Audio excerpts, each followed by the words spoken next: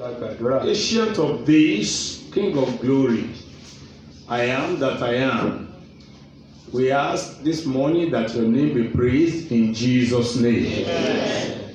Father in heaven, for this morning's service, in this solemn service, we want to hear your voice. Amen. We have emptied our heart. Fill it with your fullness in Jesus' name. Amen.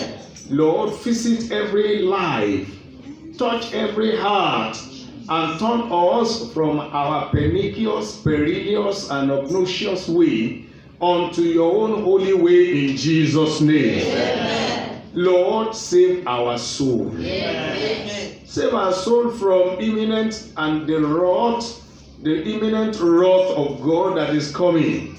Save our soul from eternal damnation. Amen. Save our soul from eternal destruction. Amen. Father, save our soul with genuine salvation in Jesus' name. Amen. Let everyone who desires genuine salvation this morning receive in Jesus' name. Amen. We're grateful because you know you have done it. Amen. In Jesus' name we pray. Amen. Praise the Lord. Hallelujah. As we all know that we are considering some Christian fundamental doctrine. Bí a ti mọ̀ wípé à ń ṣe àgbéyẹ̀wò àwọn ẹ̀kọ́ ìpìlẹ̀ tí ó ṣe ti Kìrìsìtẹ́nì. For the benefit of those who are joining us. Fún àǹfààní àwọn tí ó darapọ̀ mọ́ wa. Newly. Ní ọ̀tun. Both in the church and also right away there where you have the opportunity to watch and to join us online. Nínú ìjọ níbí yìí àti níbi tí ó wà yẹn níbi tí ó ti láǹfààní àti darapọ̀ mọ́ wa látòrí ẹ̀rọ ayélujára. And also secondly to serve as a reminder to those of us who are already saved. Lẹ́ẹ̀kejì láti tún jẹ́ ìrántí fún àwa tí a ti lẹ́yìn ìgbàlà. Who are already sanctified. Àwọn tí a ti sọ di mímọ́. Who are already children of God. Wọ́n tí ó ti di ọmọ Ọlọ́run tẹ́lẹ̀. Who already have the witness of the Spirit of God with our spirit that we are now children of God. Wọ́n tí ó ti ní ìjẹ́rìí ẹ̀mí mímọ́ pẹ̀lú ẹ̀mí inú wa pé nísinsìnyí àwa di ọmọ Ọlọ́run. That by this fundamental Christian doctrine, our life might receive a fresh edification. Nípasẹ̀ àwọn ìgbékalẹ̀ àwọn ẹ̀kọ́ Kristi yìí kí ayé wa kó lè gba ìmúdúró lọ́tun. And so we've started by considering the gospel. A bẹ̀rẹ̀ láti gbé ẹ̀kọ́ tó ní ṣe pẹ̀lú ìyìn rere wò. The Bible. Bíbélì. The Word of God. Ọlọ́run. That should be the first thing that you have access to if you must take a step unto salvation. Ilé ìjẹ́ ohun àkọ́kọ́ tó gbọ́dọ̀ láǹfààní sí tó bá gbé ìgbésẹ̀ lọ sí ìgbàlà. You cannot be genuinely saved outside the Word of God. Níbi ẹni ìgbàlà tòótọ́ ní When I òde talk ọ̀rọ̀ about Ọlọ́run. the Word of God, I refer to the gospel. Nígbà tí bá ń sọ̀rọ̀ ọ̀rọ̀ Ọlọ́run, mò ń tọ́ka sí ìyìn rere. In the beginning was the Word was with God, and the Word was God. Nígbà tí kọ́ ṣe ní ọ̀rọ̀ wà, ọ̀rọ̀ sì wà pẹ̀lú Ọlọ́run, Ọlọ́run sì ní ọ̀rọ̀ náà. Your encounter with unadulterated gospel will open your eye to see yourself, to know God, and also to direct you on what next steps you want to take to be saved. Ìbápàdé rẹ pẹ̀lú ìyìn rere òtítọ́ tí kò lábòlà ni ó lè mú ọ gbé ìgbésẹ̀ láti di ẹni ìgbàlà. And then by the Spirit of God you are guided into truth. Nípasẹ̀ ẹ̀mí Ọlọ́run tọ́ lọ sínú gbogbo òtítọ́. And then when you became convicted that you are a sinner, nígbà tí o bá wá di mímọ̀ fún ọ wípé ẹlẹ́ṣẹ̀ ni ọ́. and that you cannot save yourself, wípé ìwọ kò lè gba ara rẹ là. then you take a step to repent. nígbà yìí ló gbé ìgbésẹ̀ láti ronúpìwàdà. God expects that upon your hearing of the gospel, you don't just hear the word of God for hearing's sake, but you take a step to repent. Ọlọ́run kàn fẹ́ kó gbọ́ ọ̀rọ̀ Ọlọ́run ní gbígbọ́ lásán, ó ń retí pé kó gbé ìgbésẹ̀ láti As you ronúpìwàdà. see yourself in the mirror of the Ló word, ti ń rí ara rẹ nínú àwòjíjí ọ̀rọ̀ Ọlọ́run. and you are convicted with your past filthy Yóò lifestyle, sì di mímọ̀ fún ọ nínú ọkàn wípé o ti jẹ́ ẹni ìríra ní ìgbà sinful àtijọ́. lifestyle, Ìgbé ayé ẹ̀ṣẹ̀ àtijọ́. that you are a Pé sinner. ẹlẹ́ṣẹ̀ ni ìwọ And the ṣe. Bible says that even though hand be joined with hand, whether the hand of angels or the hands of men or people in authority, whatever hands that join with hand, yet no sinner shall go unpunished. Bíbélì sì sọ wípé bí a fi ọwọ́ so ọwọ́ pọ̀ àní bí àgbájẹ ọwọ́ Ọlọ́run àfi ọwọ́ áńgẹ́lì la fi so pọ̀ mọ́ ti èèyàn ẹlẹ́ṣẹ̀ kò ní lọ láì jìyà. And now you want to, reverse your way. Nísinsìnyí o fẹ́ tún ọ̀nà rẹ ṣe. You don't want to continue a sinner because you don't want to receive God's punishment. You don't want to receive God's wrath. O fẹ́ tẹ̀síwájú nínú ẹ̀ṣẹ̀ rẹ, o fẹ́ tún ọ̀nà rẹ ṣe, o fẹ́ gba ìbáwí Ọlọ́run àti ìdájọ́ Ọlọ́run. Then God expects that you repent. Ọlọ́run wá ń retí pé tó o bá fẹ́ ilé ìkó ronú pé The wà. Bible even said that it said that the old life, Bíbélì sọ wípé ohun àtijọ́ God has winked at it. Ọlọ́run ti gbà ó ti gbà á ti sẹ́gbẹ́ kan. But now He commanded every man everywhere to repent. Nísinsìnyí ó ń pa á láṣẹ pé gbogbo ènìyàn níbi gbogbo kí wọ́n ronú pìwàdà. And so when you take a step to repent, Tó bá wá gbé ìgbésẹ̀ láti ronú pìwàdà. I told you that repentance is confessing your sin and forsaking them. Mo sọ fún ọ wípé ìtumọ̀ ìrònú pìwàdà ni jíjẹ́wọ́ ẹ̀ṣẹ̀ rẹ kí o sì tún kọ̀ ọ́ sílẹ̀. We have a whole lot of so many called Christians today. They only confess their sin. They get along with it even in the church. A ní ọ̀pọ̀lọpọ̀ àwọn tó ń pera wọn ní Kìrìsìtẹ́nì lónìí, wọ́n kàn jẹ́wọ́ ẹ̀ṣẹ̀ wọn síbẹ̀ wọ́n tún tẹ̀síwájú. They don't forsake it. Wọ́n kọ̀ ẹ̀ṣẹ̀ wọn sílẹ̀. And I told you that a sin not forsaken is a sin not forgiven. Mo sọ fún ọ wípé ẹ̀ṣẹ̀ tó kọ̀ sílẹ̀ ò lè rí ìdáríjì rẹ̀ gbà But lọ́wọ́ when you Ọlọ́run. have met up with the heavenly requirement of repentance, Nígbà tó bá kójú òṣùwọ̀n tọ́run béèrè fún ìrònú pìwàdà. then God responds to your life to forgive you Ìgbà yẹn lọ́lọ́run ó dáhùn sí ọ̀rọ̀ ayé rẹ láti dárí ẹ̀ṣẹ̀ rẹ jì. and give you justification. Ó sì fẹ́ fún ọ ní ìdáláre. And by that, Nípasẹ̀ eléyìí, then you begin to experience the move of the Spirit of God in your heart with the gospel you have heard. ó wà bẹ́ẹ̀ sí nínú ìrírí ìrìn ẹ̀mí Ọlọ́run nínú ọkàn rẹ nípasẹ̀ ìyìnrere tó gbọ́. By that, you receive the faith through which, by grace, you can be saved. Nípa eléyìí ó gba ìgbàgbọ́ àti orí ọ̀fẹ́ nípa eléyìí tó fi dédé ní ìgbàlà. And the moment that faith Ní comes, kété tí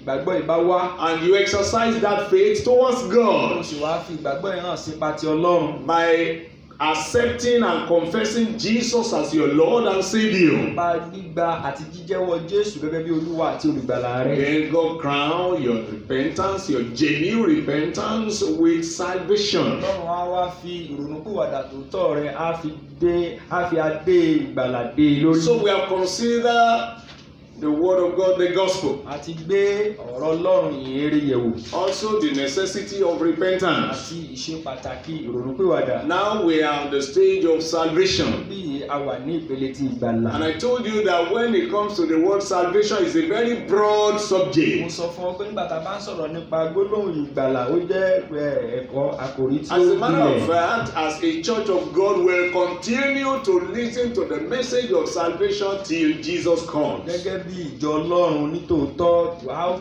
tẹ̀síwájú láti máa gbọ́rọ̀ lórí ìgbàlà tí Jésù fi dé ni. You hear it again and again. After all, Ó tuntun gbọ́. After all, faith cometh by hearing, and hearing the word of Gbọ́ God. ọ̀rọ̀ Ọlọ́run. And so, I told you that as far as this, this fundamental doctrine is Mo concerned, sọ fún wa wípé ní bí àwọn ẹ̀kọ́ ìpìlẹ̀ Kristi yìí ṣe wà yìí. we are going to have the the teaching on salvation part 1, Ní a ó gbé ẹ̀kọ́ tí ó ń ṣe pẹ̀lú ìgbàlà ipa àkọ́kọ́. salvation part 2, Ìgbàlà ipa ìkejì. and salvation part 3. Ìgbàlà ipa ìkẹta. Last week, Sunday, by the grace of God, Ní ọjọ́ ìsinmi tí ó kọjá nípa we were able to Ọlọ́run, consider salvation part 1. a wo ìgbàlà ipa ti àkọ́kọ́. Under which we are able to consider Ní abẹ́lé tí a láǹfààní àti gbé yẹ̀wò. those things that are not salvation but people are using to replace salvation today. Àwọn tí kìí ṣe ìgbàlà táwọn èèyàn fi ń rọ́pò ìgbàlà lónìí. They mistake it for salvation. Wọ́n ṣì í mú fún ìgbàlà. And I told you a lot of things that salvation is Mo not. sọ fún wa àwọn ọ̀pọ̀ nǹkan tí kìí ṣe ìgbàlà. Salvation is not ability to pray. Ìgbàlà kò túmọ̀ sí agbára agbára láti lè or gbàdúrà to join a àti church, láti darapọ̀ mọ́ ìjọ or to be a founder, àti láti jẹ́ olùdásílẹ̀ or to be a àti choir. láti jẹ́ ọmọ ẹgbẹ́ akọrin. That's not salvation. Eléyìí kì í ṣe ìgbàlà. Salvation is to be born again, to have an experience with God. Ìrírí àtúnbí láti ní ìrírí pẹ̀lú Ọlọ́run. Salvation means deliverance from sin Ìgbàlà túmọ̀ sí ìdáǹdè kúrò lọ́wọ́ ẹ̀ṣẹ̀ and its consequences, àti àbáyọrí rẹ̀ both now and hereafter. nísinsìnyí àti ní ayé tó ń bọ̀. So that's why the subject of salvation is a matter we must consider again and again. Kíni tó fi jẹ́ wípé ẹ̀kọ́ ìgbàlà jẹ́ ohun tí a gbọ́dọ̀ gbé yẹ̀wò ní gbogbo ìgbà. I told you that salvation is not keeping of the law. Mo sọ fún wa wípé ìgbàlà kì í ṣe pípa òfin mọ́. That by keeping of the law, no man shall be justified. Nípa pípa òfin mọ́ kò sí ẹnikẹ́ni tá ó dá láre. What you need is the grace of Ohun God, tí o nílò ni oore ọ̀fẹ́ Ọlọ́run. which is only obtainable in Èyí tí o Christ. lè rí gbà nìkan nínú Kristi. It is Christ in you, the hope of glory. Kristi nínú rẹ ìrètí ògo. And I told you what salvation Mo ti is, sọ fún ọ ohun tí ìgbàlà túmọ̀ sí. among which salvation is circumcision of the heart. Ìgbàlà túmọ̀ sí ìkọlà ti àyà. Circumcision means to be born.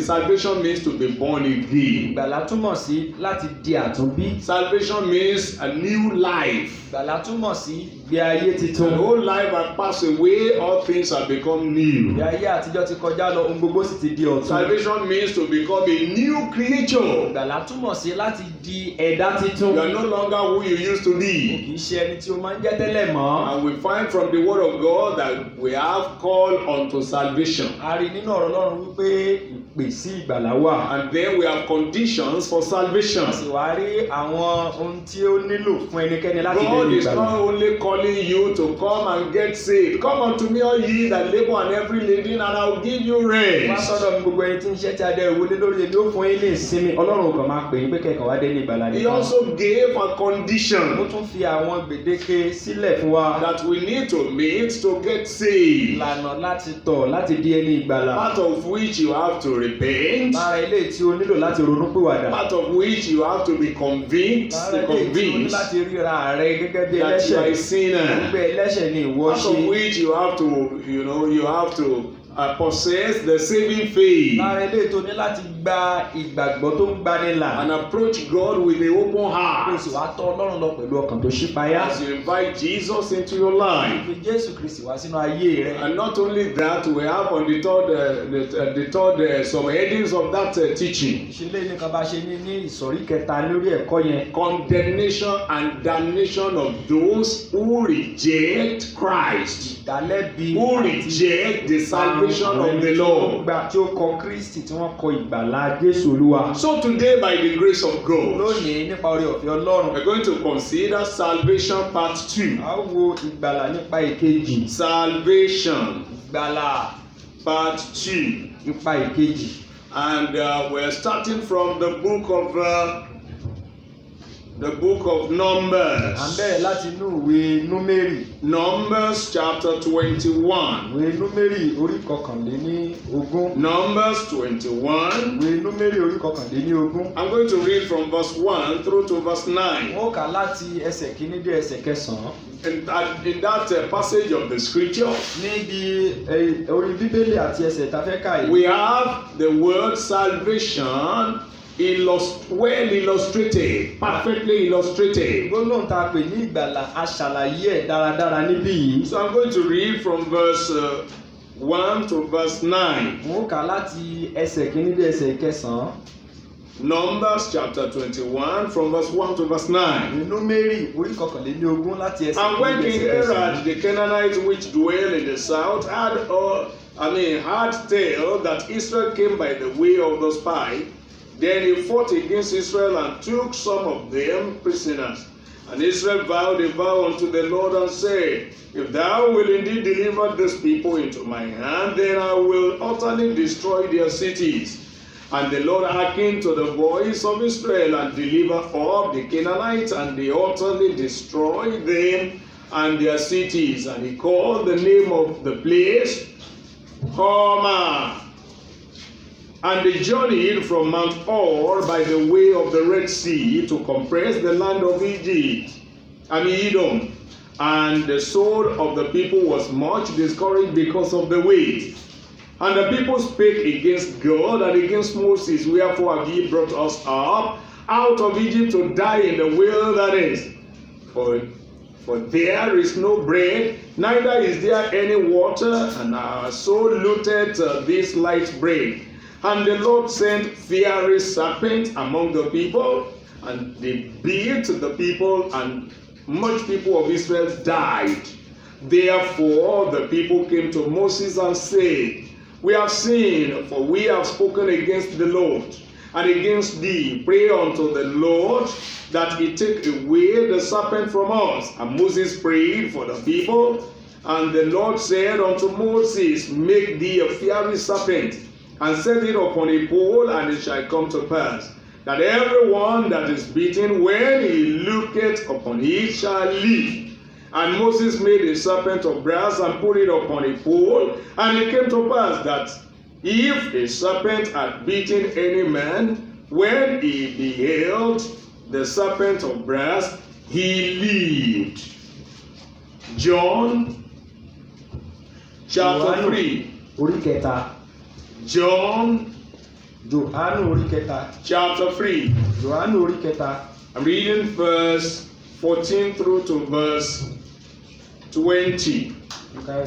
John chapter 3 from verse 14 to verse 20. And as Moses lifted up the serpent in the wilderness, even so must the Son of Man be lifted up, that whosoever believeth in him shall not perish but have eternal life. For God so loved the world that he gave his only begotten Son, that whosoever believeth in him shall not perish but have everlasting life. For God sent not his Son to the world to condemn the world, but that the world through him might be saved. He that believeth on him is not condemned, but he that believeth not is condemned already, because he had not believed in the name of the only begotten Son of God. And this is the condemnation, that light is come into the world, and men loved darkness rather than light, because their deeds were evil. For everyone that dwelleth evil hateth the light, neither cometh to the light, lest his deed should be reproved. But he that, verse 21 now, but he that doeth truth cometh to the light, that his deed may be made manifest, that they are wrought in God. Praise the Lord. Now we're talking about salvation. And we started to look at the perfect illustration as it was made by God in the book of Numbers. Israel had just came out of Egypt. And by the commandment of the Lord, they are heading to the promised land. As they journeyed, in the and they are confronted with all kinds of challenges. Stiff opposition, serious problems and troubles. And by God, they were able to overcome. But at this junction, this passage we have read is one of many occasions when Israel had murmured and complained against God and against Moses. But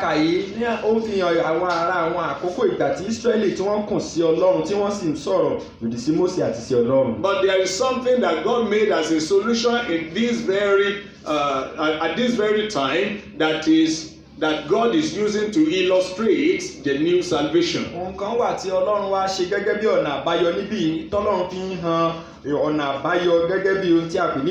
God has just delivered Israel from the hands of the enemy.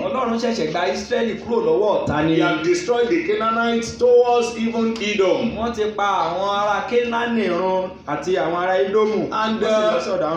And they stayed, they encamped around a particular place. So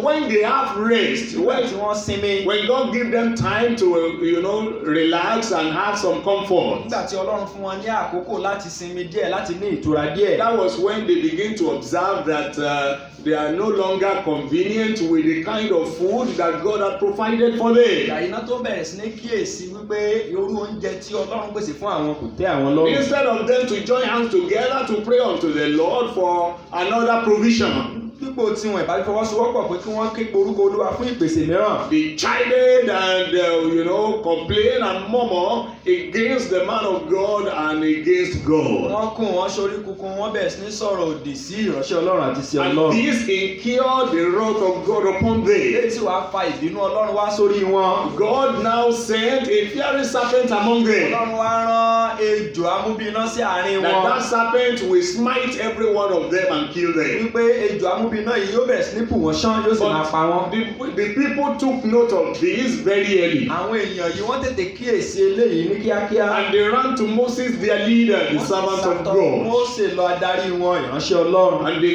they lodged the complaint wọ́n sì sọ ẹ̀dùn ọkàn wọn fún wọn. that fiery serpent are troubling them in the wilderness. ejò amúbíná ti wọ àárín àgọ́ àwọn nínú In their aginjù camp. nínú àárín àgọ́ àwọn. And so Moses, the servant of God, prayed unto God on their behalf. Mósè ìránṣẹ́ Ọlọ́run sì wá gbàdúrà sí Ọlọ́run nípa wọn. And because of that, God gave Moses a solution to that problem. lórí eléyìí Ọlọ́run fún Mósè ní ọ̀nà àbáyọ sí ìṣòro And then yìí. God told Moses that he should raise a brazen serpent on the tree. Ọlọ́run wá sọ fún Mósè pé kí ó gbé ejò idẹ sórí igi. That next time when anyone among the Israelites is being smitten by fiery serpent, nígbàkúgbà tí ẹnì kankan nínú àwọn ọmọ Ísírẹ́lì bá ti jẹ́ ẹni tí a bù sán nípa ejò if that amúbíná. person will believe in God's instruction to look up unto the brazen serpent, he shall be healed. ẹni yóò bá gba ọ̀rọ̀ Ọlọ́run àti ìtọ́ni Ọlọ́run gbọ́ láti wo òkè sí ejò idẹ tí a fi sára igi yìí. èrè bẹ́ẹ̀ yóò di ẹni ìgbàlà. And we have the confirmation a sì wà ní àrídájú rẹ̀. that if anybody is being smitten by the fiery serpent, pé ẹnikẹ́ni tí ejò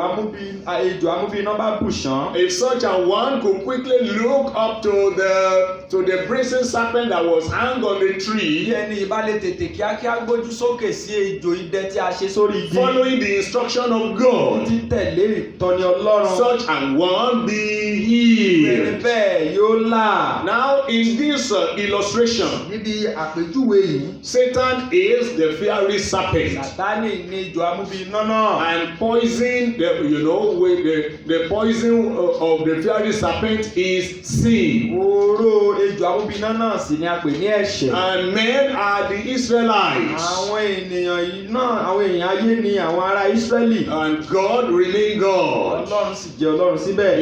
He remains the one that provides solution to sin, ó jẹ́ ẹni tí ó mú ọ̀nà àbáyọ sí ìṣòro ẹ̀ṣẹ̀. to fiery serpent, sí ejò amúbíná. and even to the poison sí of oró that náà. fiery serpent, oró ejò amúbíná náà. which is sin. tí ṣe ẹ̀ṣẹ̀. So this is the arrangement that God made, ètò tí Ọlọ́run ṣe leléyìí. that we have been corrupted by the devil. The whole generation of men are corrupted by the pé devil, gbogbo ìran ènìyàn tó ń bẹ lórí ilẹ̀ ayé ni èṣù ti bàjẹ́. and he has smitten us and has deposited his poison in our ó system. ti bu ìran ènìyàn ṣán ó sì ti fi oró rẹ̀ The sínú ìran Bible says, "For ènìyàn. all have sinned and come short of the glory of Ní God." gbogbo èèyàn ni ó ṣàtìṣẹ̀ tí ó sì ti kùnà ògo Ọlọ́run. I was shaping in iniquity, and in sin that my mother conceived Ní me. ẹ̀ṣẹ̀ ni a ti gbé dá mi àti nínú ẹ̀ṣẹ̀ ni ìyá mi gbé lóyún mi. And so the wages of sin is death, but the gift of God is eternal life through our Lord Jesus Christ. Ṣé ikú sì ní èrè ẹ̀ṣẹ̀ ṣùgbọ́n ẹ̀bùn ọ̀fẹ́ Ọlọ́run ní iye tí kò ní pẹ̀kun nínú Kristi Jésù So Olúwa. the cross of Calvary upon which God had hung his only begotten Son as a sacrifice from humanity. Orí igi àgbélébùú níbi tí Ọlọ́run ti fi ọmọ bíbí rẹ̀ kan ṣoṣo kọ́ sórí igi àgbélébùú ní That's what Kálvárì the fún brazen ẹ̀ṣẹ̀ ènìyàn. serpent Ohun represents. tí ejò idẹ tí Mósè ṣe rẹ̀ Now, tó ṣàpèjúwe God's rẹ̀. instruction now Ìtọ́ni Ọlọ́run àti àṣẹ is that Ọlọ́run as many lives that realize they are corrupted by the devil, gbogbo ayé tó bá ríra wọn pé àwọn ti di bàjẹ́ nípasẹ̀ and èṣù that they have been troubled with the poison of sin, àti wípé oró ẹ̀ṣẹ̀ ń yọ àwọn lẹ́nu.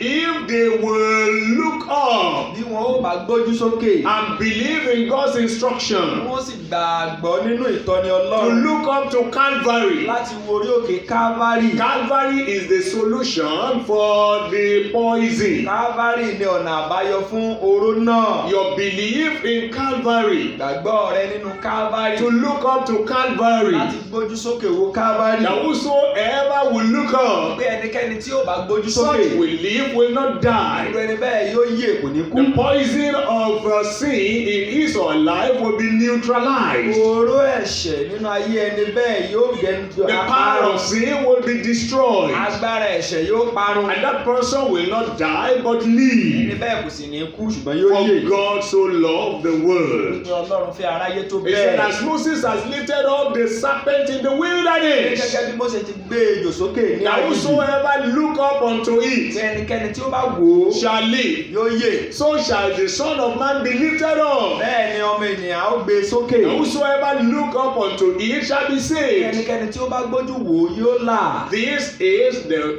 illustration as far as salvation is concerned.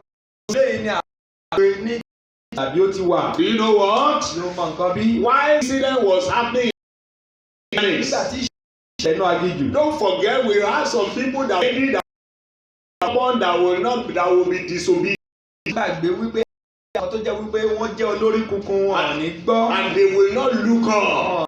Because they cannot correlate the brazen serpent with the fiery serpent that I just smite them. Wọ́n rí ọ̀nà àbáyọ kankan tí ejò idẹ lè ṣe fún ejò amúbíná tó ń bu àwọn ṣán yìí. It's against human logic Ó kọjá òye ènìyàn. that someone is smitten by fiery serpent, and then the cure will be a brazen serpent, lifeless serpent. Ṣé ejò amúbíná ṣán?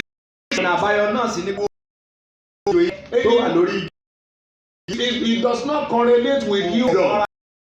pa òye.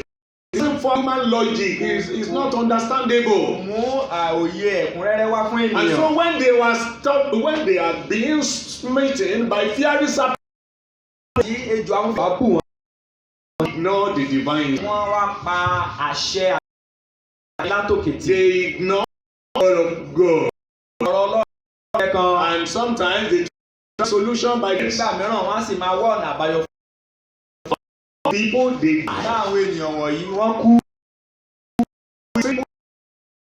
A nírò àwọn èèyàn ayé lónìí. that the prophet of God at Calvary does not correlate with human logic. Pé ìpèsè ètò tí Ọlọ́run ṣe ní ká bá òye orí They wọn. find it difficult to that God has found His Son because of Calvary in order to become a solution to sin for the salvation of mankind.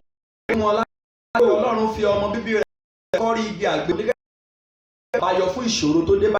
And men do actions Ọ̀pọ̀lọpọ̀ bá béèrè bẹ́ẹ̀. and the death of a Báwo ni ikú for the of the sin of all the generation of ó men. ṣe lè san ìdíyelé ẹ̀ṣẹ̀ gbogbo ìran ènìyàn? They argue that it's possible, Ṣàrí kò ṣeé ṣe but they have forgotten that it is of one man àgbẹ̀ irú ẹ̀ṣẹ̀ tó ti a pè ní Ádámù. that made the whole generation to become sinners. Jẹ́ kí gbogbo ìran ènìyàn tó bẹ lórí Like I ayé used di to tell ẹlẹ́ṣẹ̀. you, you are not a sinner because you commit sin. You are a sinner because first and foremost you are born a sinner. You Wọ́n á are sọ born fún wa a sinner. wípé o That kìí makes ṣe you a ẹlẹ́ṣẹ̀ torí pé o sinner. dẹ́ṣẹ̀ ṣùgbọ́n o jẹ́ ẹlẹ́ṣẹ̀ torí pé a bí ọ gẹ́gẹ́ bí ẹlẹ́ṣẹ̀. You say, my mind is clear to everybody. My heart is pure. I don't do any wicked thing. I don't commit sin. I don't. mi ṣe nǹkan kan You are burúkú. still a sinner Ẹlẹ́ṣẹ̀ sì ni ọ because síbẹ̀. you are born a Pé sinner. a bí ọ gẹ́gẹ́ bí And ẹlẹ́ṣẹ̀. the only solution to sin, Àbáyọ kan ṣo sí ẹ̀ṣẹ̀. whether the sin of commission Bóyá ẹ̀ṣẹ̀ eléyìí tí o dá or the sin of omission, àbí eléyìí tí o mọ̀ or dá. the sin of the nature of sin by which you are born with, Àbí àbùdá ti ẹ̀ṣẹ̀ tí a bí ọmọ. is Calvary. Àná àbáyọ kan ṣo náà ní Calvary. Jesus hung on the cross. Jésù Kristì kú lórí igi His àgbélébùú. propitiation death on the Ó cross. jẹ́ ikú ó kúkú ètùtù fún wa. And that the death you are supposed to die die ikú tí ó yẹ kí ìwọ wá kú. as a result of the poison of the fiery serpent of sin and Satan in your life. Nítorí oró ejò amúbíná àti oró ẹ̀ṣẹ̀ nínú ayé The rẹ. moment you look up to Jesus, Kété tó bá gbójú sókè wò that Jésù. poison of sin in your life Oró ẹ̀ṣẹ̀ yìí nínú ayé rẹ. is transferred to Jesus on the cross. Sọ́dọ̀ ara Jésù lórí igi àgbélébùú. And right there, he has suffered what you're supposed to suffer. Lẹ́bẹ̀ lórí igi àgbélébùú ti The jìyà pain, the anguish, the agony. ìpọ́njú àti ìdààmú. He suffered it on the cross of Calvary. Ìyà gbogbo rẹ̀ lórí igi àgbélébùú. And so because of that, Nítorí ìdílé ìwà yìí. the poison of that sin in your life is neutralized Oró ẹ̀ṣẹ̀ yìí nínú ayé rẹ àparun. and is taken A away sì mú kúrò. by the blood of the Lamb. Nípasẹ̀ ẹ̀jẹ̀ ọ̀dọ́ The Bible àgùntàn. says when John sees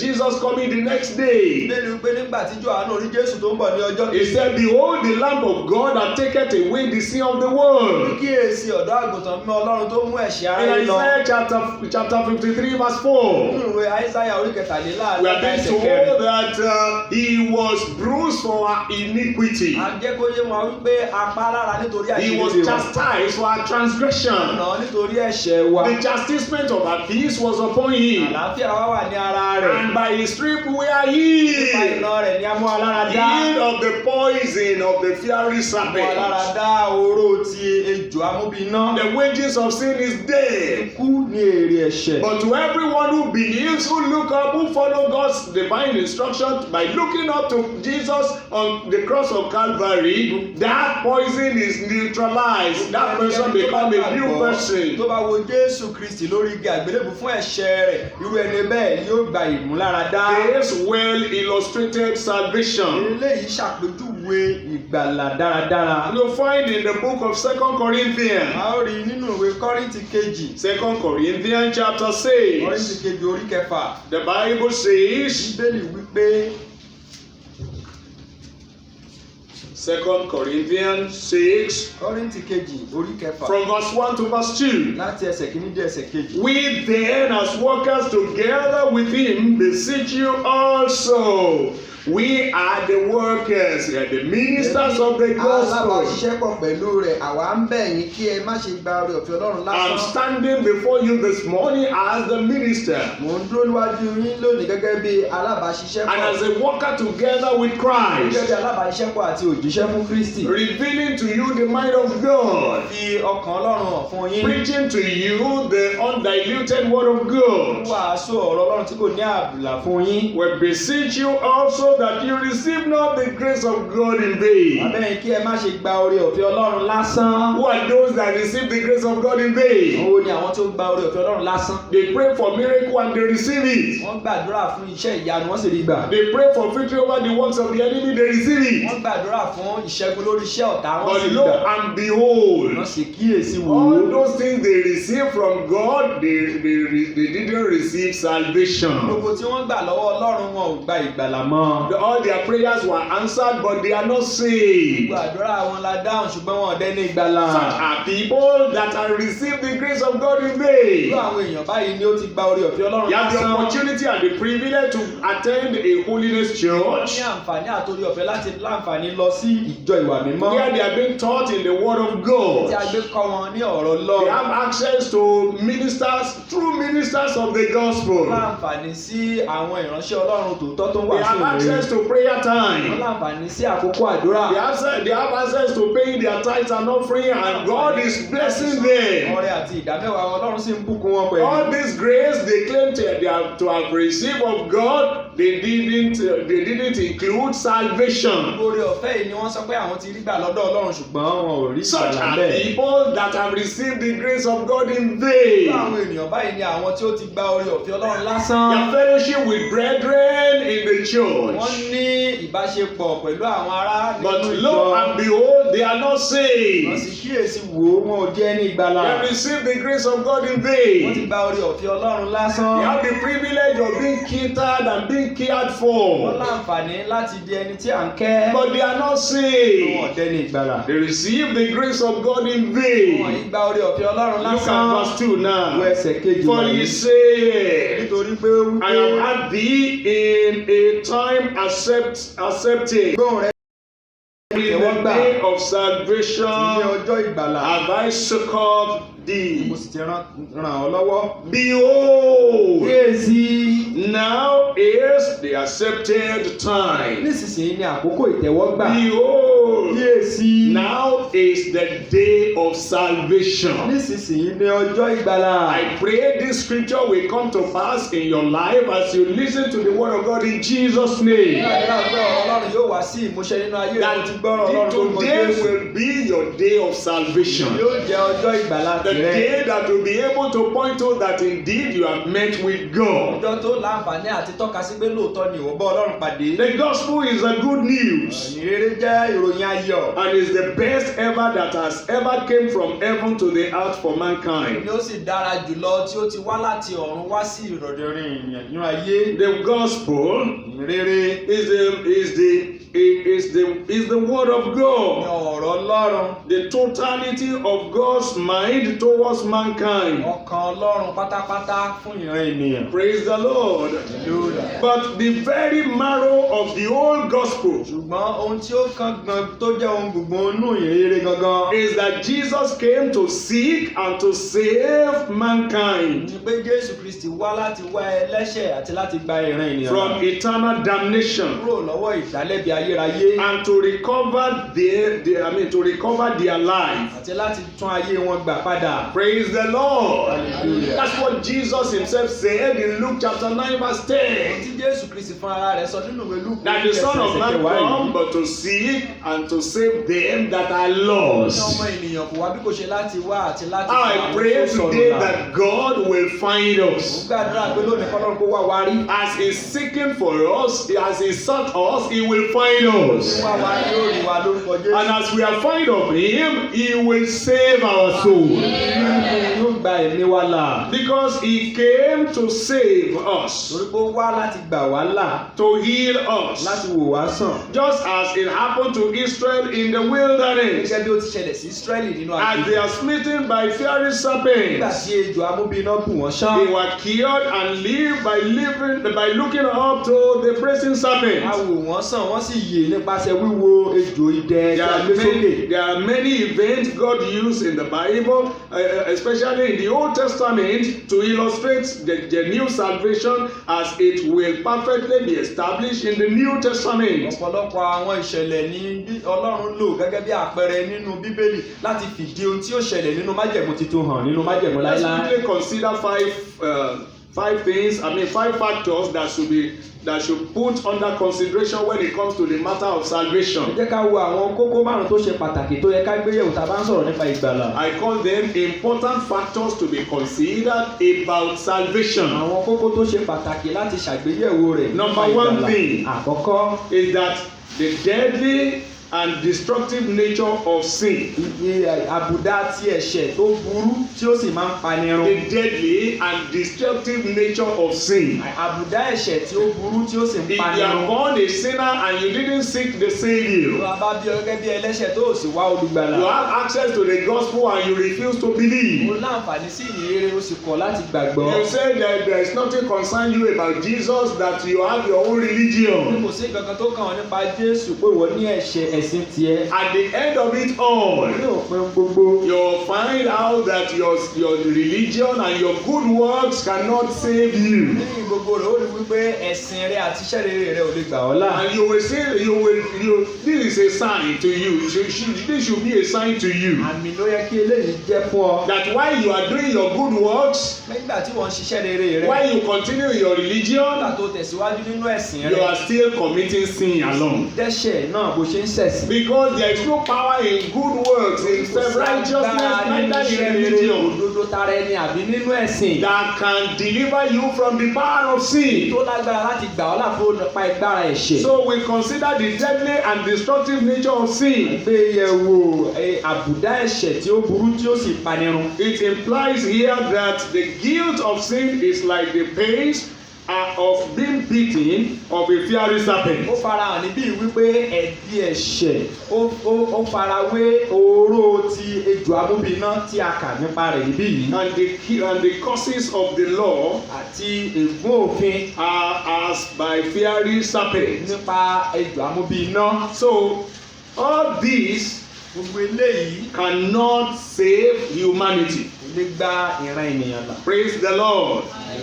And it tends to destruction and damnation. eléyìí sì ń yọrí sí ìparun àti ìdálẹ́bi ayérayé. These are token of divine wrath of God. eléyìí jẹ́ àbáyọrí ìbínú Ọlọ́run látòkè. The Bible talks about divine wrath of God. Bíbélì sọ nípa ìbínú látòkè ti When Ọlọ́run. Adam and Eve, when they are being smitten by the fiery serpent, that Nígbà is, tí Ádámù àti when Éfà they eat the forbidden wọ́n fruit. jẹ èso tọ́lọ́run ni wọn kò gbọdọ̀ jẹ. In in the Genesis chapter 2, nínú ìwé Genesis orí kejì they incurred the wrath of God. ìbínú Ọlọ́run wá sórí wọn. If you look at chapter 2, verse 17, tó bá wo orí kejì ẹsẹ̀ kẹtàdínlógún. but of the fruit of the knowledge of good and evil thou shalt not eat of it, for in the day that thou eatest thereof thou shalt surely die.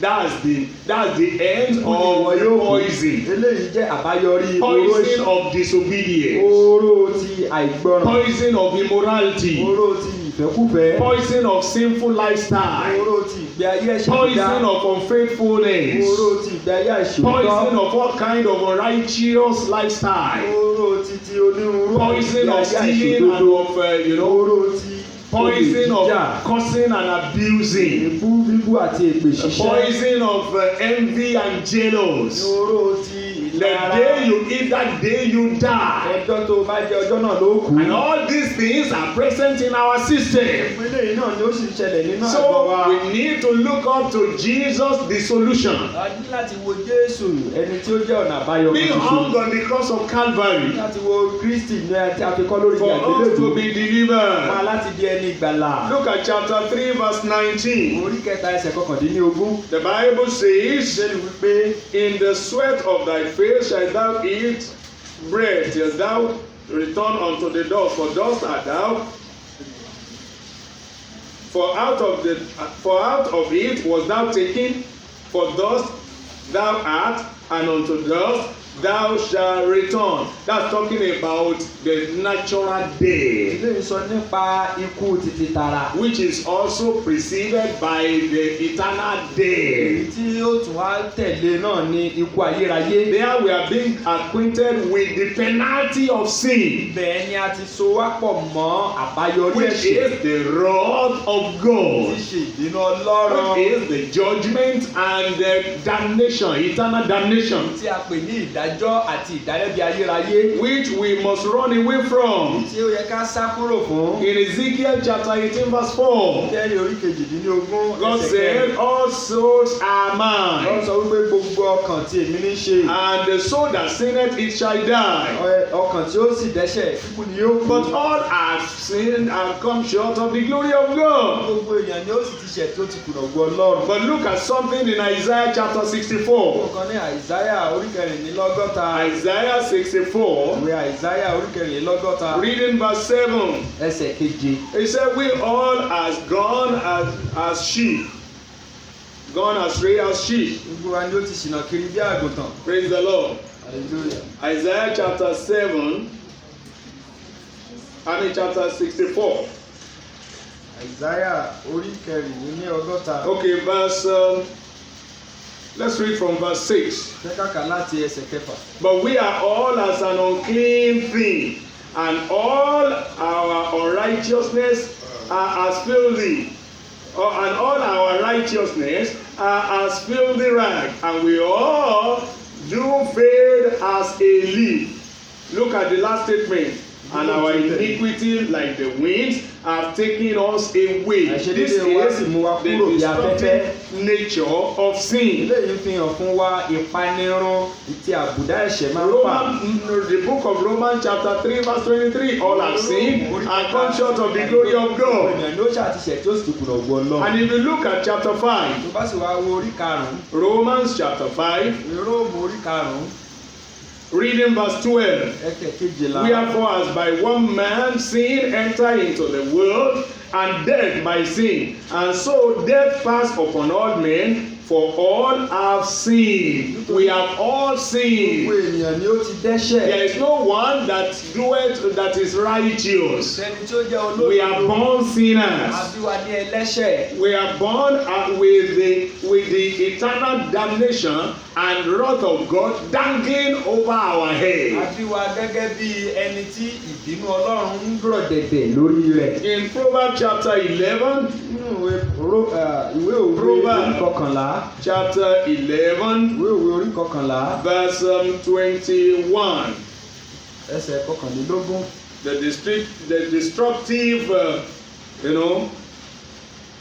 nature of sin. Ìpanirun ti àbùdá ẹ̀ṣẹ̀. Romans 11, verse 21. Ìwé òwe orí kọkànlá ẹsẹ̀ The kọkànlélógún. Bible says, though hand join in hand, the wicked, that's referring to sinners, shall not be unpunished. Ènìyàn búburú tọ́ka sí ẹlẹ́ṣẹ̀. Sinners shall not be unpunished, Ẹlẹ́ṣẹ̀ kò ní lọ láì but the jìyà. seed of the righteous shall be delivered. Mọ irú àwọn tí olódodo ni a ó Who gbàlà. are the seed of the righteous talking about Irú there? ọmọ olódodo tá à ń sọ níbí They yìí. are those who have taken upon themselves the righteousness of Christ, which is in God. Àwọn ni àwọn tí ó ti gba òdodo Kristi tó ń bẹ nínú Ọlọ́run. Praise sára the wọn. Lord. So we need to understand that number A one, ní láti nímòye àkọ́kọ́ the yìí. deadly and destructive nature of sin, A ní láti mọ ìpanirun Number àti two. ìbàjẹ́ ti ẹ̀ṣẹ̀. the power for remedy Ìkejì, agbára fún ọ̀nà àbáyọ. as provided by God against Tí a pèsè látọwọ́ Ọlọ́run lòdì sí. the fatal malady. Lòdì sí ìbàjẹ́ tí ó pọ̀ gidigidi. The case of or the position of poor sinner is so deplorable. Ipò tí ẹlẹ́ṣẹ̀ tó wà ó jẹ́ èyí tí ó burú gidigidi. Thank to God that we are out by looking up unto Jesus. A dúpẹ́ lọ́wọ́ Ọlọ́run fún àǹfààní láti wo Jésù Kristi lókè. We are to look up unto the cross of Calvary, Ní láti wòkè sí orí òkè Calvary. and it becomes a complete remedy. Ó wá jẹ́ ọ̀nà àbáyọ tó pé fún wa. The remedy for the malady Ó jẹ́ ọ̀nà àbáyọ fún wàhálà àti is ìdààmú the tó wà cross nílẹ̀. of Jesus Christ, Torí wípé nípa àgbélébù Jésù Kristi ní ọ̀nà àbáyọ náà. or else we will have been destroyed. Láìsí eléyìí, a ó parun. But the moment we look up to Ní Jesus, kété tí a bá gbójú wo Jésù lókè, then the destruction of sin is transferred unto him, ìparun ẹ̀ṣẹ̀ a yọ̀ǹda rẹ̀ fún Jésù. and then the justification and the salvation of God became our portion. Ìdáláre àti ìgbàlà tí Ọlọ́run yóò wá di The ìpín tiwa. remedy is the Son of Man lifted up on the cross of Calvary. Ọ̀nà àbáyọ kan ṣoṣo náà ni ọmọ bíbí Ọlọ́run kan ṣoṣo tá a He gbé sókè became lórí our àgbélébùú. brazen serpent. Òun ló wá di ejò idẹ tiwa. And then under that one, Ní abẹ́ ilé you yìí, find that number one, a rí ní àkọ́kọ́. it was made in shape of fiery serpent. A ṣe é ní bí ejò amúbíiná gangan náà ṣe rí. So Jesus also came in an image of man in humanity. Wípé Jésù Kristi náà wá ní àìran ti ènìyàn. That fiery serpent,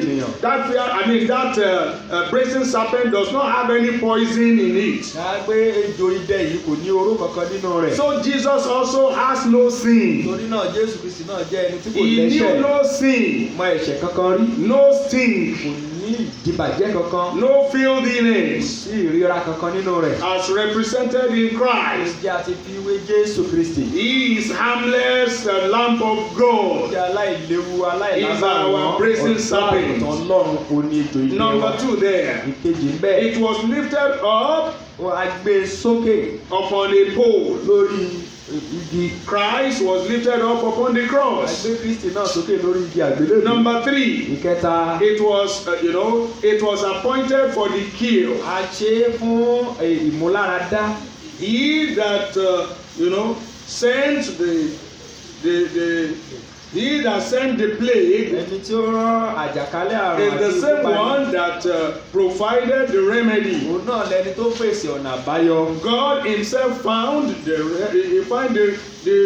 ransom. Ọlọ́run fún ara rẹ̀ ló ní ẹni tí ó fẹ́ fi rọ́pò. He whom we have offended ẹni tí a ti ṣẹ̀. was the one that gave us the only way out. òun náà ni ẹni tó fún wa lọ́nà àbáyọ It's like kan when ṣoṣo. you have offended ó someone dàbí ẹni pé nígbà tí ẹ bá ṣe and that nǹkan person is telling tí you ẹni náà wá ń sọ fún ọ that pé the only thing that can resolve this pé matter ohun kan ṣoṣo tí o lè fi yanjú wàhálà is yìí if you can do this and you do this. tó bá lè ṣe lé tó sì ṣe lé That's what he is expecting from you. tí ẹni tó ṣẹ̀ ń retí lọ́wọ́ So rẹ̀ if yìí. you want the matter to be tó settled, bá fẹ́ kí ọ̀rọ̀ náà ó yanjú. you have to obey and follow what that person that you have offended has ní said. láti ṣègbọràn kó o sì tẹ̀lé ohun tí ẹni tó For ṣẹ̀ ń example, sọ. a child that that came late to school. àpẹẹrẹ ọmọ iléèwé tó pẹ́ délé He has broke the law in that school. ó ti rú òfin tó wà níléèwé And the náà. only way he can remain or he can be retained in that school ọ̀nà kan ṣoṣo tó sì lè jẹ́ ọmọ iléèwé yìí tó lè wà ní. is to meet up with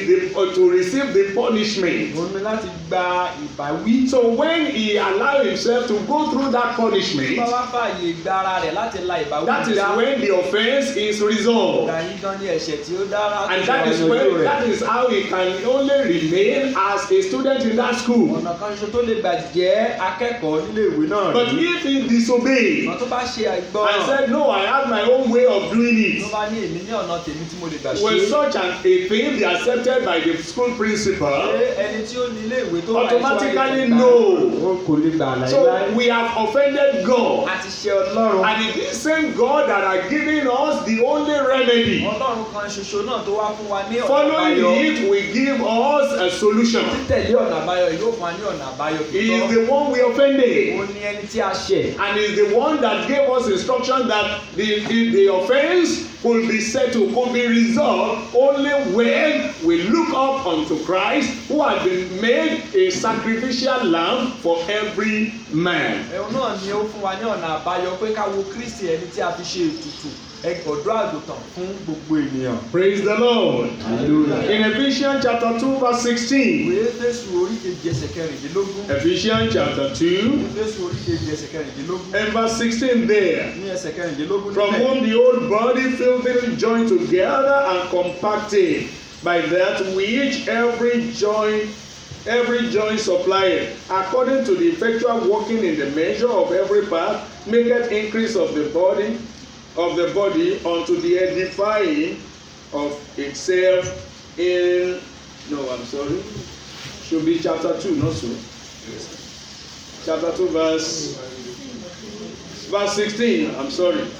And that he might reconcile both unto God in one body by the cross, having slain the enmity thereby. That's what God used Jesus for, to break the enmity. ọ̀tá náà kú nípa rẹ̀. Praise the Lord. Hallelujah. Amen. I go to point number 3. lọ sí kókó kẹta. Under the consideration, the factors to be considered for salvation. bí àwọn kókó tá a ní láti gbé yẹ̀wò fún As ìgbàlà. far as that illustration is concerned, àpèjúwe iṣẹ́ ti wà. application of the remedy ní ṣàmúlò ọ̀nà àbáyọ náà. is by wọ́n believing. ní nípa gbígbàgbọ́. Amen. Amen. All that God has provided as far as salvation is concerned does not correlate with human wisdom or human logic. ohun gbogbo tí Ọlọ́run ti pèsè fún ọ̀nà àbáyọ nígbà tí gbígba ìran ènìyàn là ó lòdì sí ọgbọ́n If you are Ọlọ́run. trying to feature Ọgbọ́n it ènìyàn. with human wisdom, you will fail. ènìyàn tó bá fọgbọ́n ènìyàn ṣe ó kùnà. If you are trying to calculate it with human understanding, you will tó bá fail. fẹ́ máa ṣèṣirò rẹ̀ pẹ̀lú ọgbọ́n orí rẹ̀ ó kùnà. So we find that the application of the remedy is by believing a rí pé ṣíṣàmúlò ọ̀nà àbáyọ náà ni nípa gbígbàgbọ́. that everyone that look up to it did gbogbo ẹnikẹ́ni tó bá wò ó become well. tó wò ó yóò di ẹni dídá. They become yóò di well. ẹni dídá ṣáṣá. Praise the Lord. Hallelujah. In Isaiah chapter 55 verse 1. nínú ìwé Aísáyà orí There God is beckoning, come everyone. bẹ́ẹ̀ lọ́lọ́run ti ń ké pè. Everyone that stands, come ye, gbogbo ẹni tó Come bẹ́ẹ̀ to the ẹ wá water. síbi omi. and he that have no money, Ẹni tí kò come ní owó, ye, ẹ wá, buy, ẹ rà. and it. Yeah, come. Buy wine and milk without money and without price. Now, if you want to apply that statement to human logic, you find that it's impossible. How do you buy something without money? How do you buy something without price? It's a divine logic. Praise the Lord. All that God wants you to do is to believe. Come believe me. He that believeth in him shall not perish, but have everlasting life. God is expecting that we will believe what he has said and will come to him. So application of our faith, believing in divine provision for sin, is what will bring the remedy and position us as for justification and for genuine salvation. Look at something in John chapter 7 verse 37. In the last day, that great day of the feast, Jesus stood and cried, saying, if any man thirst, let him come unto me and drink. You find that statement also is against human logic. Come to me and drink. What Jesus is saying there is that you come and drink me. And when you drink me, that's when you have me in your heart. When you have me in your life, that's just the exact solution to the poison of the fiery serpent, which is Satan and sin. And then you'll be delivered from eternal damnation. I pray the Lord will help us in Jesus' name. Under that one, we need to look at something in Revelation. Revelation chapter 22, verse 17. Revelation 22:17. And the Spirit and the bride say, come, and let him that heareth say, come, and let him that is athirst come. And whosoever will let him take the water of life freely. Water of life. And you remember Jesus told the woman of Samaritan in John chapter 4. He said, if you are not the one who asked thee to give him water to drink, you will have asked him to give you waters. Amen. Waters of life, and he will give you. Because whosoever drinketh of this water you are fetching will still thirst again. But the one that drinketh the water I'm going to give you will never thirst again.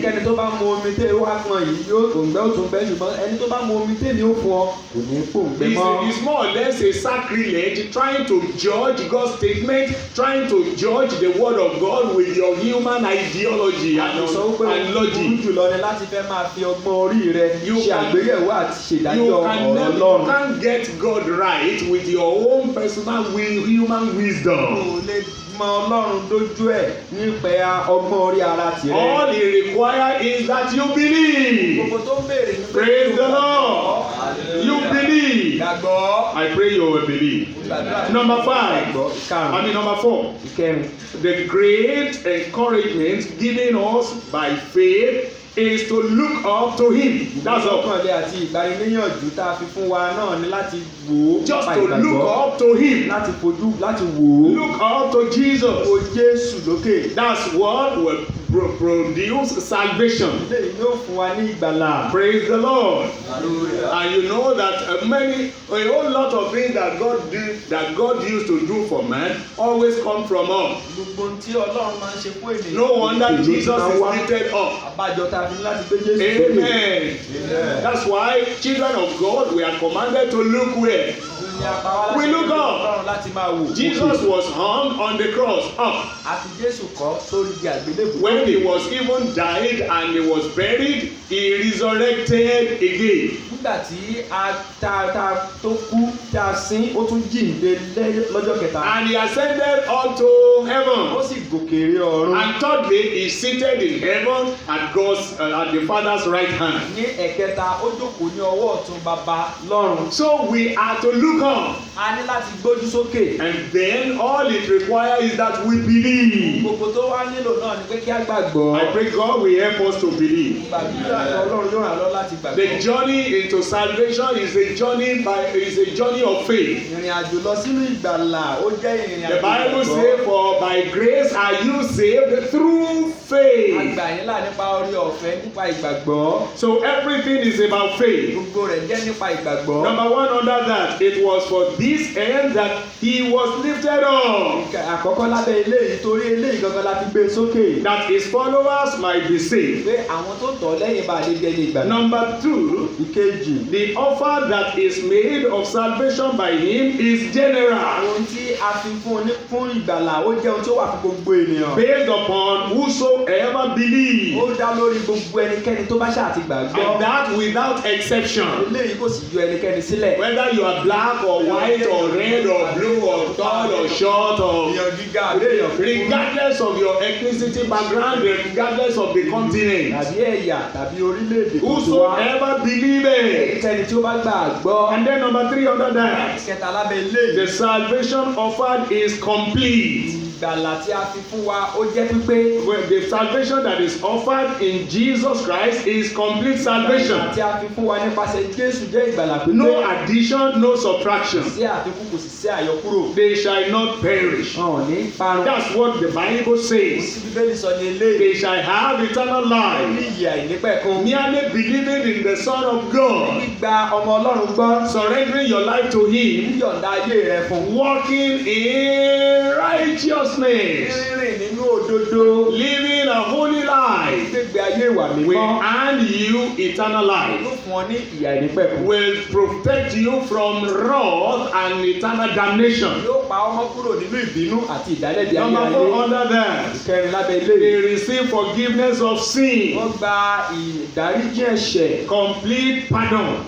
Ìdáríjì pátápátá. and thereby they are justified and got free from all guilt and condemnation. Nípasẹ̀ eléyìí a dá wọn láre a sì mú wọn kúrò nínú gbogbo The ìdálẹ́bi Bible àti says therefore ìparun. there is no condemnation to them that are in Christ Ṣé Jesus. pé nísinsìnyí kò sí ìdálẹ́bi fún àwọn tó wà nínú Kristi Jésù? Those that are not walking according to the flesh but they are walking in the spirit. Àwọn tí kò rìn nípa ti ara bí kò ṣe nípa ti ẹ̀mí. Praise the Lord. Hallelujah. In Colossians chapter 1 verse 13 to Orí 14. kìíní ẹsẹ̀ kẹtàlá dé ẹsẹ̀ kẹrìnlá. There we are told that by him we receive forgiveness of sin. A sọ fún wa níbẹ̀ pé nípasẹ̀ rẹ̀ láti gba ìdáríjì ẹ̀ṣẹ̀. Colossians chapter 1 Kólósè orí kìíní verse 13 and verse 14. ẹsẹ̀ kẹtàlá àti ẹsẹ̀ kẹrìnlá. It said, "Who hath delivered us from the power of darkness and hath translated us into the kingdom of his dear Son, in whom we have redemption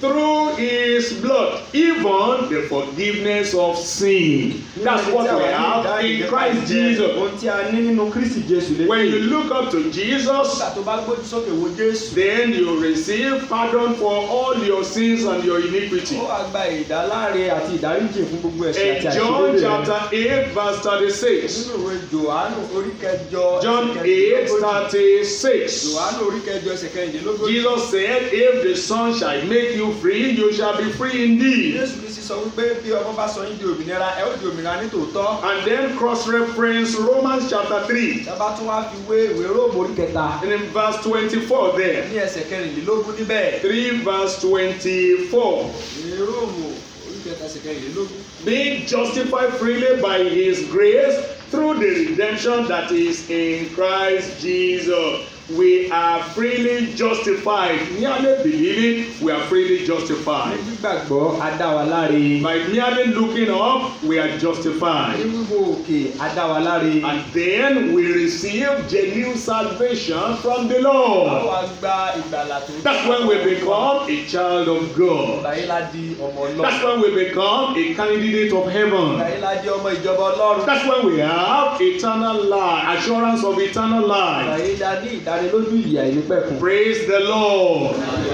Before we pray, Kí a tó gbàdúrà. let's quickly look at 3 necessary revelations for genuine salvation. Ẹ jẹ́ ká wo ìfarahàn mẹ́ta tí ó ṣe pàtàkì Three fún ìgbàlà. necessary. It's necessary. It's very important. Ó ṣe pàtàkì, ìfihàn yìí ṣe pàtàkì. Revelation for genuine salvation. Do you want to be genuinely Tó saved? fẹ́ di ẹni ìgbàlà nítòótọ́ bí? These 3 revelation is very important. Ìfihàn mẹ́ta yìí ṣe pàtàkì. If it has not happened, Tí ò bá tí ì ṣẹlẹ̀, I doubt much if the salvation you claim you have is ever genuine. mo ṣiyèméjì rẹ̀ tó bá jẹ́ ìgbàlà tó lò ní bóyá ló jẹ́ ojúlówó. Praise the Lord. What are the necessary revelation for genuine salvation? Kí ni àwọn ìfihàn tó ṣe Number pàtàkì one. fún ìgbàlà tó tọ́? Àkọ́kọ́, For you to have a genuine salvation, fún ọ láti ní ìgbàlà tó tọ́, you must have the revelation of God. láti ní ìfihàn Ọlọ́run. Number 2, Ìkejì, the revelation of self. o ní láti ní ìfihàn ara rẹ. Number 3, Ìkẹta, the revelation of eternity. ìfihàn ayérayé. Number 1, Àkọ́kọ́, the revelation of God. ìfihàn Ọlọ́run. If you must be genuinely saved, Ó bá jẹ́ ní ìgbàlà nítòótọ́, you must have the revelation of o God. ní láti ní ìfihàn Ọlọ́run. That was how it happens to Ó Isaiah. ti ṣẹlẹ̀ sí Àìsáyà In lélẹ̀. Isaiah chapter 6 from verse 1, Àìsáyà orí kẹfà he ẹsẹ̀ saw kìíní. the revelation of God. Àìsáyà rí ìran Ọlọ́run. You know all those sinners that are just wandering about, that are rejecting the gospel. Àwọn ẹlẹ́ṣẹ̀ tí wọ́n rìn káàkiri tí wọ́n ń kọ ìhìnrere. It is just because they have not had the revelation of Ó God. ṣàjẹ́ torí pé wọn ò tí ì rí ìran If Ọlọ́run. you are in the Tó church bá wà nínú ìjọ, and you are still committing tó sin sì wá ń dẹ́ṣẹ̀, and you are not saved tí yet, dẹni ìgbàlà it síbẹ̀. might be because you have not seen the revelation of Ó God. jẹ́ pé torí ò tí ì rí ìran Ọlọ́run. Just by the time you see the revelation of Nígbà God, tó bá wá rí ìran Ọlọ́run wà the ní revelation of the holiness of God, ìfihàn ti ìwà mímọ́ Ọlọ́run. of the love of God Ìfẹ́ Ọlọ́run. that doesn't want you to perish, Yóò fẹ́ jẹ́ kó ṣe of the mercy of ti God àánú Ọlọ́run. towards your life to have made you to encounter genuine gospel Lórí ayé rẹ̀. and to have counted you among those that will, find themselves in a true church of Ó God. ti mú ọ wà lára àwọn tí ó wà If nínú you ìjọ can Ọlọ́run just tó tọ́. consider this revelation of Ó God, bá lè ṣe àyẹ̀wò how God has been Ọlọ́run. wonderful to you, how God has been kind, Ọlọ́run ti dára sí ọ bó ṣe jó lóòótọ́ then sí you ọ. will see the reason why you must be saved. Wàá rí ìdí pàtàkì tó fi láti But if you have not had the revelation of God, ọ̀nà tó o bá tí wàá ní ìfihàn Ọlọ́run. it will be difficult for you to have genuine. Ìgbàlà tó We tọ́. have most of these people that are haphazardly saved. Ọ̀pọ̀ àwọn tí wọ́n jẹ́ ẹni tí wọ́n nígbàlà tó Among tọ́. which we have all these false prophets, false pastors and bishops and so on and so forth. Lára wọn láti ní àwọn wòlíì èké, àwọn bíṣọ̀bù èké àti bẹ́ẹ̀ bẹ́ẹ̀ lọ. The reason mostly is because many of them has not had the revelation of God. Ní pé ọ̀pọ̀lọpọ̀ wọn ò ní ìran If you Ọlọ́run. have the revelation of the holiness of God, Bá rí ìran ìwà mímọ́ Ọlọ́run. you will go for the truth. Ó lọ fún òtítọ́. You will stand for the Ó truth. dúró fún òtítọ́. And you will love to die in the truth. Ó fẹ́ láti kú nínú So the òtítọ́. revelation of God is very important. Ìran Ọlọ́run ó ṣe pàtàkì And gidigidi. this is revealed to us in undiluted gospel. Eléyìí ni a fi hàn fún wa nínú ọ̀rọ̀ Ọlọ́run tí kò lábùlà. Unadulterated gospel will show and lead you to God, not self. Ìyìn eré òtítọ́ tí ò lábùlà yóò fi Ọlọ́run hàn kì í ṣe sí ara rẹ̀. Not material things. Ṣe àwọn ìní ayé. You must catch the revelation of God. O ní láti gbá ìran Ọlọ́run mú. Having the knowledge of the true God. Níní òye Ọlọ́run òtítọ́. I pray the Lord will help us in Jesus' name. Gbàdúrà pé Ọlọ́run yóò ràn án lọ́wọ́ If you look at the book of Revelation chapter 14 verse 6. Báwo ìwé ìfihàn orí kẹrìnlá ẹsẹ̀ kẹfà. Revelation chapter 14 verse 6. Ìwé ìfihàn orí kẹrìnlá ẹsẹ̀ kẹfà. It said, and I saw another angel fly in the midst of heaven, having the everlasting gospel to preach unto them that dwell on the earth, and to every nation, and kindred, and tongues, and people, the revelation of God. Ìfihàn Ọlọ́run. Let's look at as it was found by Isaiah. Jẹ́ ká wò bí a ti rí látọwọ́ In Àìsáyà. Isaiah chapter Ní 6. Àìsáyà orí kẹfà. Isaiah chapter 6. Àìsáyà orí kẹfà. Reading verse 1. Ẹsẹ̀ kìíní. I saw in the year that King Uzziah died, I saw also the Lord sitting upon a throne, sitting upon a throne in heaven, high and lifted up, and his train filled the temple. Above it stood the seraphim, each one had 6 wings. With twain he covered his face, and with twain he covered his feet, and with twain he did fly.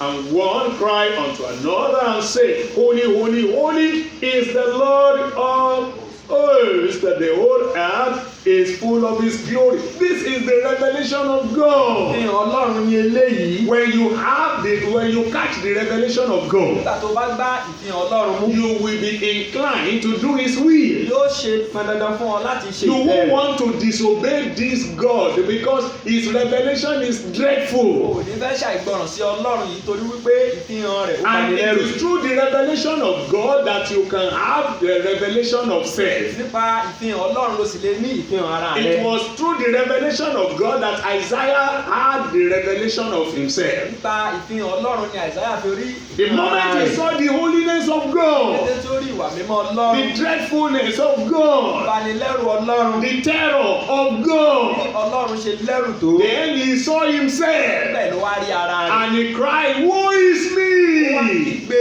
ègbé Has fún mi. it ever happened to you? Ìwà ti ṣẹlẹ̀ sí wọ bẹ́ẹ̀. Because it is the revelation of self Pé ìfihàn ti ara that rẹ̀. will show to you your present status. Òun ni ó fi ìpele tó wà lọ́wọ́lọ́wọ́ hàn fún That you are tested positive to sin, to Bóyá iniquity and àyẹ̀wò transgression, ṣe wípé wrath and ẹ̀ṣẹ̀ damnation of God. lára rẹ̀ sí ẹ̀ṣẹ̀ àti ìbínú So the Ọlọ́run. revelation of God is very important. Ìfihàn Ọlọ́run ó ṣe pàtàkì gidigidi. In 2 Corinthians chapter 5, Nínú ìwé Kọ́ríńtì kejì orí karùn-ún. 2 Corinthians chapter 5, Kọ́ríńtì kejì orí karùn-ún. and I want to read verse, let's read verse 18 to verse 20. Yẹ ká ka 2 Corinthians ẹsẹ̀ kejìdínlógún. 5, 18 to 20. And all things are of God, who had reconciled us by himself, to himself by Jesus Christ, and had given to us the ministry of reconciliation, to wit, that God was in Christ. That's the revelation of God,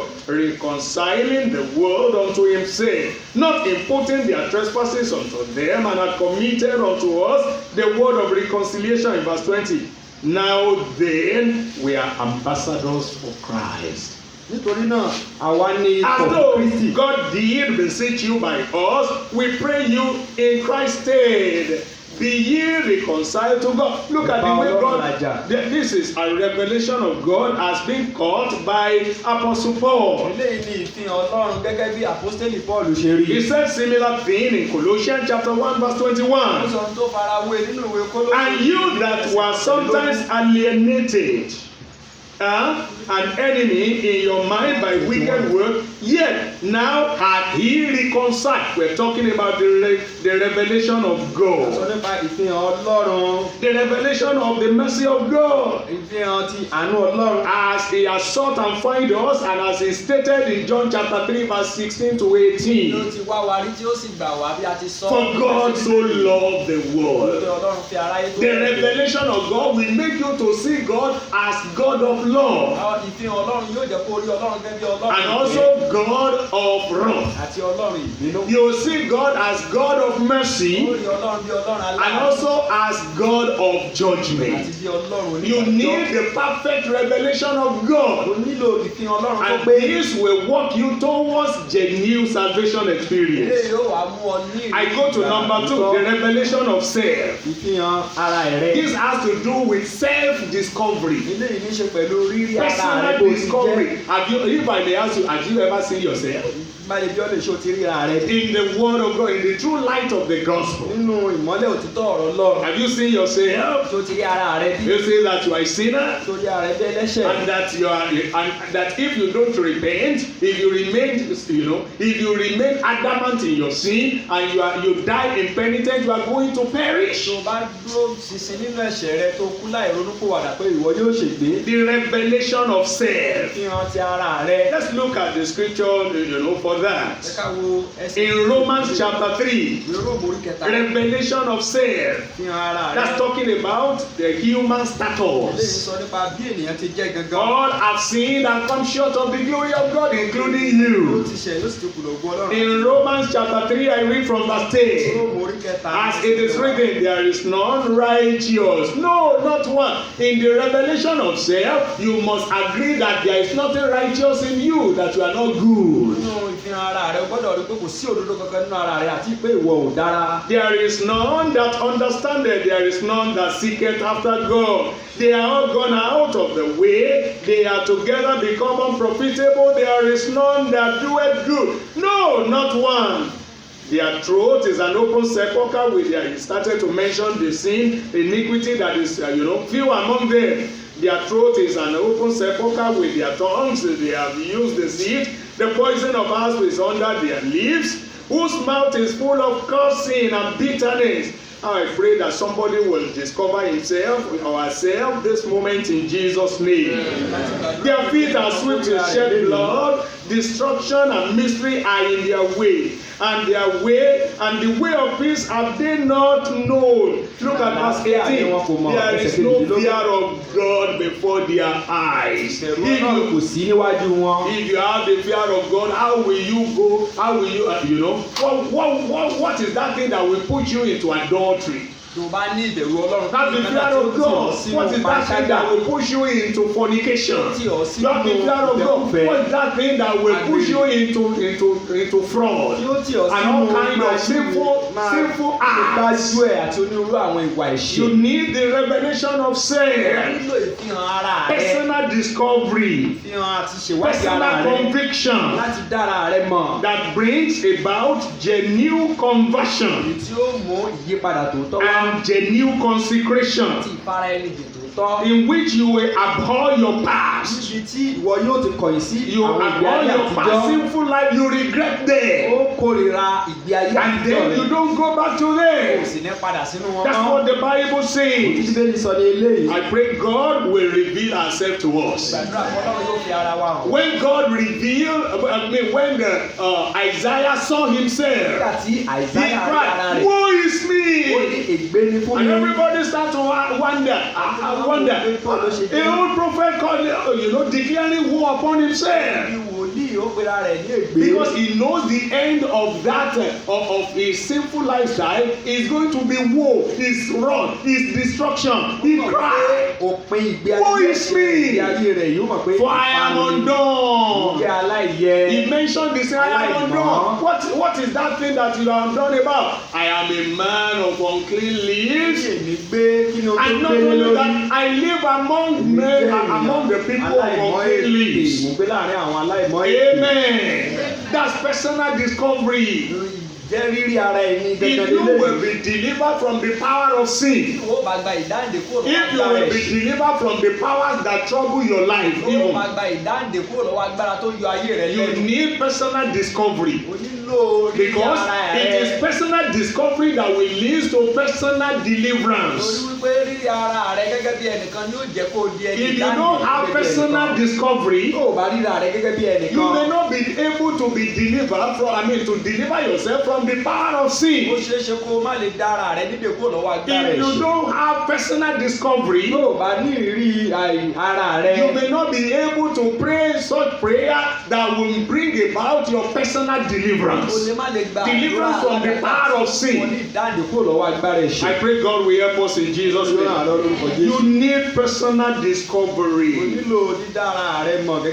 to understand your past sinful life, the iniquity and the transgression that upon you, and the end of it. And that will take me to point number 3, the revelation of eternity. The revelation of eternity. The Bible says the heirs of the wicked shall be turned to hell. wípé orí àwọn èèyàn búburú la ó dà sọ́run. And all the nations that forget God. Ní gbogbo orílẹ̀ tó bá gbàgbé Ọlọ́run. That's the revelation about eternity. Ìfihàn nípa ayérayé Asking yourself, where am I going to end my life? Béèrè lọ́wọ́ ara rẹ̀ bó ni wọ́n As I am going, as this kind of lifestyle I'm living, ìgbé ayé tí mò ń gbé yìí. where am I going to end? Bó ni wọ́n á parí rẹ̀. Because everything has an end. Lórí gbogbo ló lópin. Every action has a result. Gbogbo ìṣe ló ní By àbáyọ. the time I will have the result of all my action, my sinful lifestyle, my sinful habit, and my sinful, all this sinfulness, what will become my end? Àyọrí gbogbo ìgbé ayé ẹ̀ṣẹ̀ yìí kí ni yóò jẹ́ òpin mi? Do you know that all this revelation are what is missed in the life of that rich Yóò man? mọ̀ wípé gbogbo àwọn ìfihàn tá a sọ yìí ló sọnù nínú He ayé failed to ọkùnrin have the ọlọ́rọ̀. revelation of Ó God. kùnà láti ní ìfihàn Ọlọ́run. So he could not have the revelation of himself. Wà á lè ní ìfihàn ara rẹ̀. And he never thought about the revelation of Kò eternity. sì rí ìfihàn No wonder he ayérayé. just lived his life as he lived it. Abájọ tó fi lo ayé rẹ̀ bó And ṣe lò ó. eventually at the end he ended up in hell. Pé òpin rẹ̀ ó parí rẹ̀ We sí need ọ̀run the àpáàdì. revelation of A eternity. nílò ìfihàn ayérayé. By the time I will leave this Pé world, nígbà tí wọ́n bá fi ayé on yìí the sílẹ̀. day that I will close my eyes in death, Ọjọ́ tí wọ́n bá pa ojú where mi will I ikú. find myself? Ibo ni wọ́n yọjú sí? Where will I be? Ibo ni wọ́n wà? Somebody testify of his own. Ẹnìkan sọ He nípa said, rẹ̀. an absent from the body means a presence with God. Ó ní Do you have that wà kind of nínú testimony? àgọ́ ara ni láti wà pẹ̀lú Ọlọ́run. Do you have that kind of testimony? If you don't have that kind of testimony, it's just a sign, it's just an evidence that you are not yet saved. Bá nírú ẹ̀rí báyìí ó túmọ̀ sí wípé o tí ì dẹ́ni ìgbàlà tó tọ́. The revelation of eternity, Ìfihàn ayérayé. that one day you are going to leave this present world. Pé ọjọ́ kan ń bọ̀ tí ó fi What ayé will yìí happen to sílẹ̀. you hereafter? Kí ni yóò ṣẹlẹ̀ sí ọ lẹ́yìn Where tó bá will kúrò you live níbí? the rest of eternity? Ibo ni ó ti lo gbogbo ayérayé Which tó ṣẹ́kù? hand will you fall into? Ọwọ́ wo ni ó bá Two rẹ̀? destinations are in heaven there. Méjì ló wà ní ayérayé. It's either you go to hell or heaven.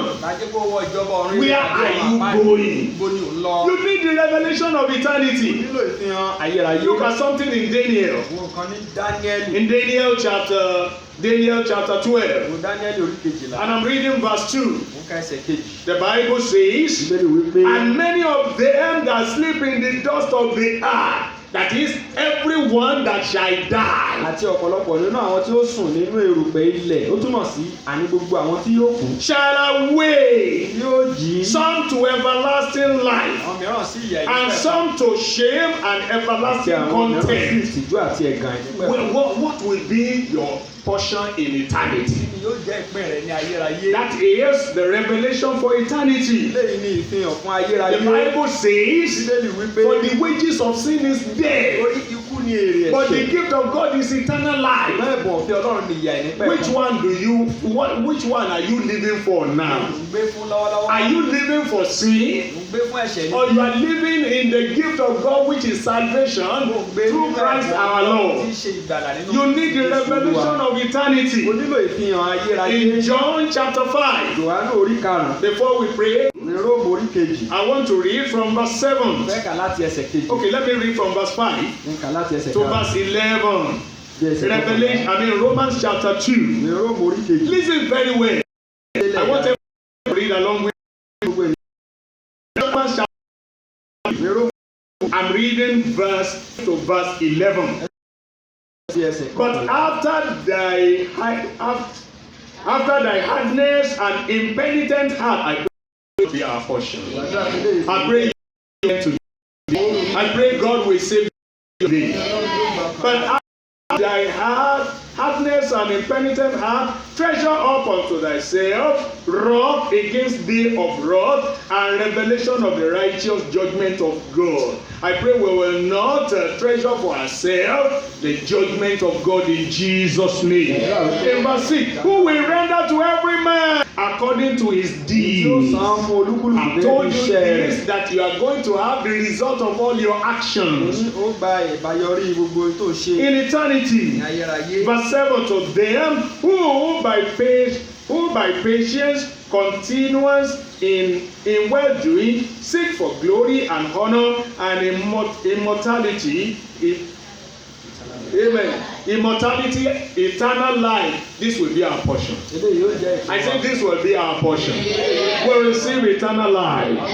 Look at verse 8. But unto them that are contentious. Contentious. Ṣùgbọ́n fún àwọn oníjà. Arguing. Àwọn oníjà. Fighting. Àwọn oníjà. Saying no. Wọ́n pe rárá. The God is not like that. He cannot be like that. You are not the only one that have the key to the kingdom. You don't have the kingdom to the key to the kingdom of God. It is God that, in fact, you will be surprised that many of us that are not even going to church, we enter heaven before you. But for the contentious, those who contend with the truth, who contend the gospel, to the contentious, and do not obey the truth, but obey unrighteousness, indignation, and wrath, is waiting for them. In verse 9, tribulation and anguish upon every soul of man that doeth evil, of the Jew first, and also of the Gentile. That's eternity in view. That's the revelation of eternity. Look at the second part. But glory, honor, and peace to every man that walketh good, to the Jew first, and also to the Gentile. And finally in verse 11, for there is no respect of person with. No respect of person with. That's the revelation of eternity. Do you have it? If you have these three revelations, you will sought for genuine salvation. Let's rise up. We want to pray. Today is your day. A day of salvation. God said, in the accepted time, I have had thee. I have succored thee. And I have had thee in the day of salvation. Make today your day of salvation. Ask God to save your soul. Pray and talk to God now. Oh Lord, with this illustration you have made, I have no, in fact, there is no, I have no justification anymore. If I die in sin, Lord, you are justified. No, I don't want to die in sin. Lord, save my soul.